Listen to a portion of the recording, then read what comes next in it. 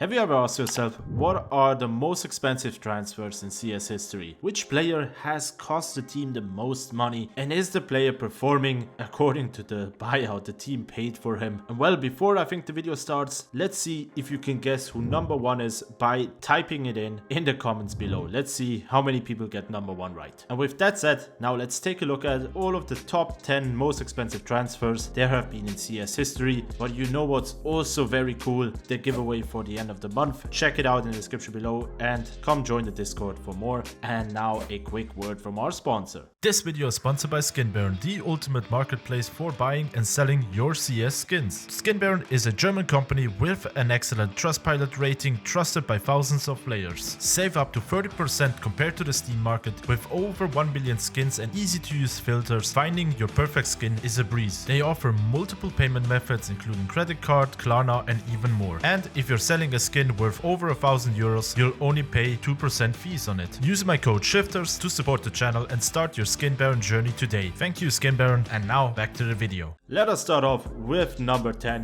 which is Robs. When he moved from mouse to FaZe. Back then, they paid around 450,000 US dollars for him to join the team, and my god, was that one good transfer. The team has won a major in that year, they have gotten a Grand Slam and multiple other trophies, and until his departure to Team Vitality, he helped his team be the best one at the beginning of CS2, he helped his team reach the major finals twice, sadly only always getting the second spot, but overall it can be said that he has been a massive benefit for FaZe and has been a net positive to the organization, to the team, and it was sad to see him move. But hey, Vitality was very happy with having him in the team. And in the same year, we have a young AWPer named m0NESY. He joined G2 in 2022 for a price of 600,000 US dollars, and back then he was still a minor. And while not reaching the trophies that Robs was able to get, he received multiple MVP trophies, helped G2 receive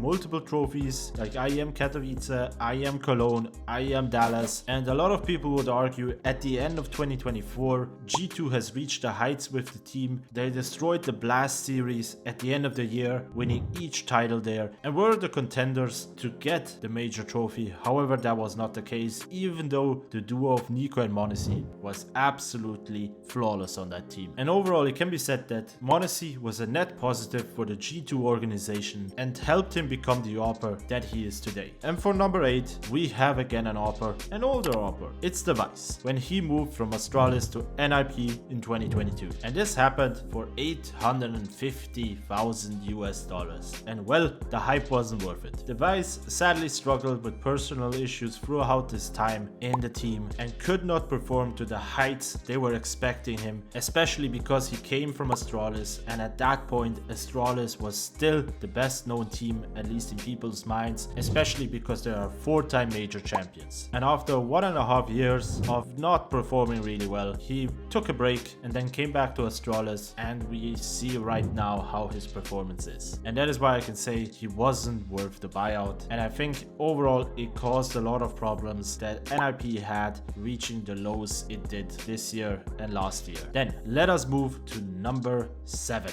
which is Nico. He joined G2 in late 2020 for a buyout of 900,000 US dollars. His arrival boosted the firepower of G2 and gave us a legendary clip at the Stockholm Major, and until this day he's still chasing the major dream, even though he has gotten multiple trophies and even an MVP title at IEM Cologne. And once m0NESY joined, they two clicked perfectly together, and both of these players performed miracles on screen. And overall, that is why I can say that Nico was a net positive for the organization. And now let us move to number 6, and we are finally hitting the $1 million mark. And this player is called Zera. We all know him from one clip on Mirage, and in 2019 he moved from MIBR to FaZe, being the first player in history to break the record of $1 million.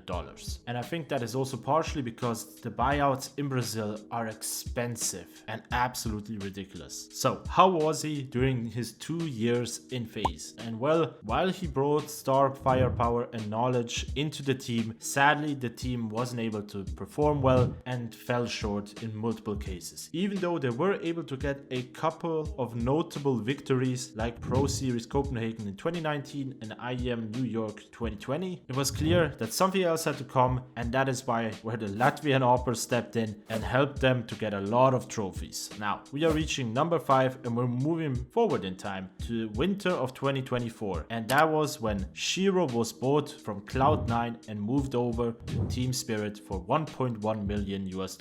And well, no one really talked about that because shortly after Donk arrived and he laid waste to face at IEM Katowice, and everyone was talking about him and no one was really talking about Shiro. I would argue that the team struggled a bit in the first half of the year of 2024, being sometimes a bit inconsistent. However, in the end of the year, they were able to get the Shanghai Major, his first ever title. And while 2025 is not filled with as many trophies as they've gotten in 2024, he is still performing well and the team overall is seen as a top contender. So that is why I would say his move was an overall benefit. And well, it's 2025 and Nico has joined Falcons. The oil money was booming and Falcons was able to pay $1.2 million for the Star Rifler, hoping he would bring the same heights he brought to G2 to Team Falcons, because goddammit, at that time Falcons was an absolute shit show. But well, looking at the timeline, the only trophy Falcons was able to get with him was PGL Bucharest, and that was by beating G2, and after that they were basically always taken down by either Vitality or by Mouse. And overall, I am not quite sure how to rank him. Right now he's playing a different role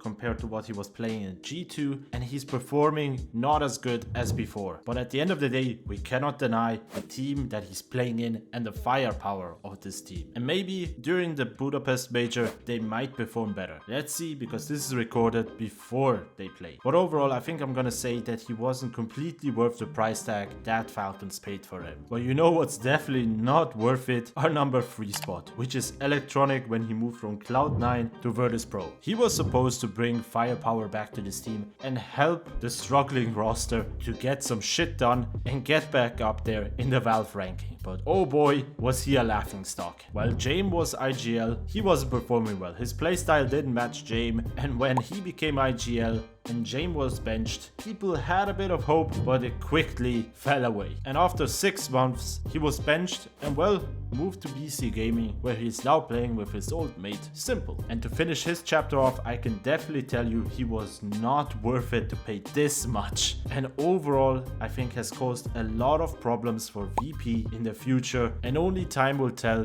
what the costs that they paid for him will have cost. Moving on to number 2, depending on how you see this, he's either the most hyped transfer of 2025 or the second most hyped one. And he's Kioske. He joined Falcons from Spirit Academy for $1.5 million, and at this point he's the youngest player that I think has been recruited by an organization from an academy team. And while he's still a young player and has a lot of potential just like Donk, he has already earned $90,000 in prize money, and I think this number will only grow. And just like Donk, this guy has some potential, and right now we have only seen a scratch of his skills, so let's see how the major goes. And that is why I'm gonna put him in the risky category here and say maybe in the next half year we will be able to definitely say if overall he was a net positive for the Falcon roster or not. And number 1, I think you all know him, it's m0NESY. This guy joined Falcons shortly after Nico for a buyout of $2 million,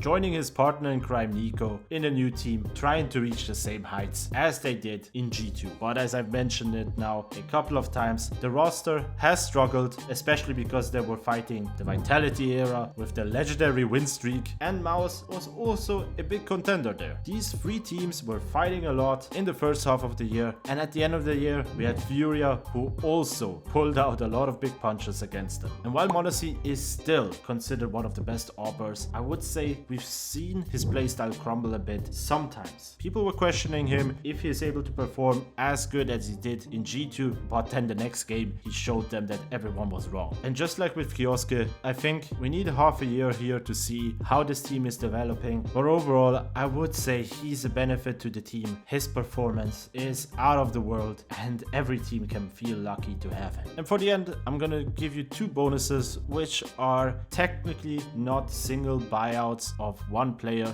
and that is why I didn't put them on the list. And the first one would be the Stan and Yabi duo that moved to Astralis for $2 million US.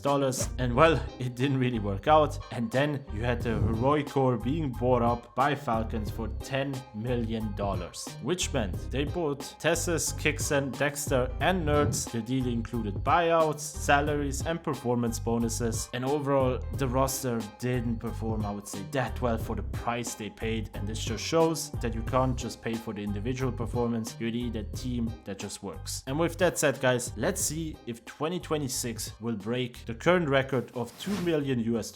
Let's see, who do you think could be that player? Write it down in the comments below. And as always, thank you for watching the complete video, and show your appreciation by subscribing, hitting the like button, and hitting the notification bell. And I will see you guys on the next one.